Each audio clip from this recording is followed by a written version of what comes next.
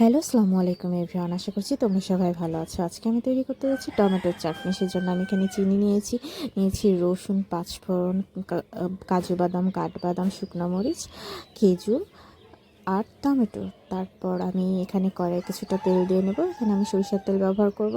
কড়াইয়ে সরিষার তেল দেওয়ার পরে এর মধ্যে আমি দিয়ে দেবো শুকনো মরিচ। এটাকে আঞ্চলিকভাবে অনেকে খাটাও বলে।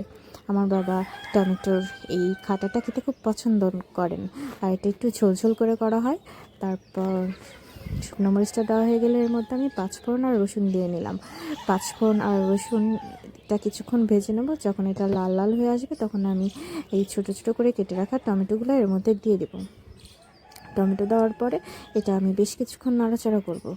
বেশ কিছুক্ষণ নাড়াচাড়া করার পরে আমি এই টমেটোটাকে ঢেকে দিব।